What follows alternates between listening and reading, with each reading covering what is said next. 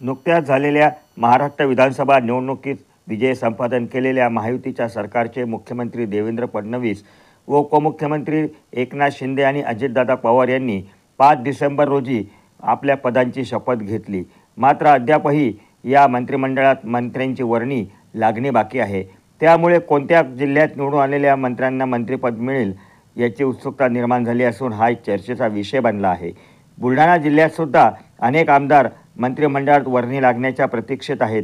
या पार्श्वभूमीवर जिल्ह्याला आजवर राज्याच्या मंत्रिमंडळामध्ये कधी व कसे स्थान मिळाले हा देखील एक शोधाचा विषय ठरतो.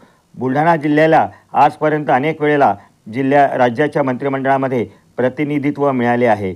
युती शासनापूर्वी बहुतांश कालखंड काँग्रेस सरकारचा असल्याने काँग्रेसच्या लोकप्रतिनिधींची संख्या यामध्ये जास्त आहे. परंतु अलीकडच्या काळात युती आणि भाजपा प्रणीत सरकारमध्ये जिल्ह्याला चांगले प्रतिनिधित्व मिळाल्याचे आकडेवारीवरून दिसते. 1960मध्ये महाराष्ट्र राज्याची निर्मिती झाल्यानंतर आज हे राज्य 64 वर्षांचे झाले असताना आजवर जिल्ह्यात कोणाकोणाची व कधी राज्याच्या मंत्रिमंडळात वर्णी लागली व त्यांनी कोणकोणती खाती सांभाळली त्याची थोडक्यात माहिती देणारा हा व्हिडिओ अवश्य पहा. मात्र तत्पूर्वी एक महत्त्वाची विनंती की हा व्हिडिओ आवडल्यास नक्की लाईक करा. आमचे चॅनल सबस्क्राईब न केले असल्यास ते आवर्जून सबस्क्राईब करा आणि आपली प्रतिक्रिया कॉमेंट बॉक्समध्ये आवर्जून नोंदवा. तसेच हा व्हिडिओ जास्तीत जास्त संख्येने शेअर करा. तर चला आता विषयाकडे वळूया. बुलढाणा जिल्ह्यातून महाराष्ट्राच्या मंत्रिमंडळात मंत्री म्हणून समाविष्ट होण्याचा मान सर्वप्रथम ॲडव्होकेट अर्जुनराव कस्तुरे यांना मिळाला. 1967मध्ये वसंतराव नाईक यांच्या मंत्रिमंडळामध्ये विधान परिषदेचे सदस्य असलेल्या बुलढाणा येथील अर्जुनराव कस्तुरे यांचा सामाजिक विभागाचे राज्यमंत्री म्हणून समावेश करण्यात आला होता. 1978मध्ये झालेल्या विधान परिषदेच्या अकोला बुलढाणा स्थानिक स्वराज्य संस्था मतदारसंघाच्या निवडणुकीत विजयी झालेले काँग्रेसचे आमदार रामभाऊ लिंगाडे हे वसंतदादा पाटील यांच्या सरकारमध्ये गृहराज्यमंत्री झाले. त्यानंतर शरद पवारांच्या मंत्रिमंडळामध्ये 1989मध्ये पवारांचे विश्वासू सहकारी असलेले चिखलीचे आमदार भारत बोंद्रे यांचा पाटबंधारे राज्यमंत्री म्हणून आणि 1990मध्ये उद्योग व शिक्षण विभागाचे कॅबिनेट मंत्री म्हणून समावेश झाला.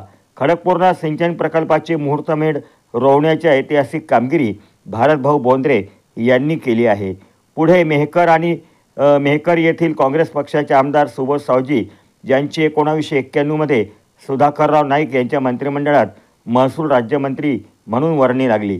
छगन भुजबळ यांच्यासोबत शिवसेना सोडून काँग्रेसमध्ये आलेले बुलढाण्याचे आमदार डॉक्टर राजेंद्र शिंगणे यांना देखील सुधाकरराव नाईक यांच्या मंत्रिमंडळात 1991 ते 1992 दरम्यान गृह खात्याचे राज्यमंत्री म्हणून काम करण्याची संधी मिळाली. त्यानंतर घडलेल्या सत्तांतरात महाराष्ट्रात पहिलेच बिगर काँग्रेसचे सरकार निवडून आले. 1995मध्ये सत्तेवर आलेल्या भाजपा शिवसेना युतीच्या या सरकारमध्ये सध्या केंद्रीय आयुष व कुटुंब कल्याण राज्यमंत्री असलेले स्वतंत्र प्रभार राज्यमंत्री असलेले मेहकर मतदारसंघाचे तत्कालीन आमदार प्रतापराव जाधव यांच्या रूपाने दुसऱ्यांदा मंत्रिमंडळामध्ये स्थान मिळाले. 1997मध्ये प्रतापराव जाधव यांचा समावेश मनोहर जोशी सरकारमध्ये सिंचन आणि क्रीडा व युवक कल्याण राज्यमंत्री म्हणून झाला. सिंदखेड राजा मतदारसंघाचे विधानसभेत प्रतिनिधित्व केलेले राष्ट्रवादी काँग्रेसचे नेते डॉक्टर राजेंद्र शिंगणे हे जिल्ह्यातून सर्वाधिक काळ वेगवेगळ्या मुख्यमंत्र्यांच्या सरकारमध्ये राज्यमंत्री व कॅबिनेट मंत्री म्हणून राहिलेत. विलासराव देशमुख यांच्या मंत्रिमंडळात 1991मध्ये शिक्षण राज्यमंत्री म्हणून डॉक्टर शिंगणे यांचा पहिल्यांदा समावेश झाला. त्यानंतर आलेल्या सुशीलकुमार शिंदे यांच्या मंत्रिमंडळात देखील शिंगणे यांना स्थान मिळाले. 2004मध्ये पुन्हा विलासराव देशमुख मुख्यमंत्री झाले आणि शिंगणे यांच्याकडे महसूल राज्यमंत्री पदाची जबाबदारी आली. त्यानंतर 2008 ते 2014 दरम्यान शिंगणे हे अशोक चव्हाण, पृथ्वीराज चव्हाण यांच्या मंत्रिमंडळात आरोग्य व कुटुंब कल्याण खात्याचे कॅबिनेट मंत्री राहिले. पुढे 2019 ते 2022 या दरम्यान महाविकास आघाडीच्या मुख्यमंत्री उद्धव ठाकरे यांच्या नेतृत्वातील मंत्रिमंडळात अन्न व औषध प्रशासन विभागाचे मंत्री म्हणून डॉक्टर राजेंद्र शिंगणे यांनी कार्यभार सांभाळला. मुख्यमंत्री देवेंद्र फडणवीस यांच्या नेतृत्वातील भाजप प्रणीत युतीच्या सरकारमध्ये विधान परिषदेतील भारतीय जनता पक्षाचे ज्येष्ठ सदस्य कैलासवासी भाऊसाहेब फुंडकर यांना 2016मध्ये कृषी विभागाचे कॅबिनेट मंत्री म्हणून काम करण्याची संधी मिळाली. याच मंत्रिमंडळात 2018मध्ये बुलढाणा जिल्ह्यातील जळगाव जामोद मतदारसंघातील आमदार डॉक्टर संजय कुटे यांचा कामगार विभागाचे कॅबिनेट मंत्री म्हणून समावेश करण्यात आला होता.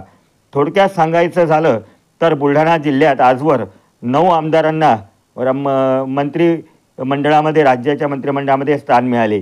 त्यापैकी अर्जुनराव कस्तुरे, रामभाऊ लिंगाडे आणि भाऊसाहेब फुंडकर हे तिघे विधान परिषदेचे तर उर्वरित 6 जण हे विधानसभेचे सदस्य होते.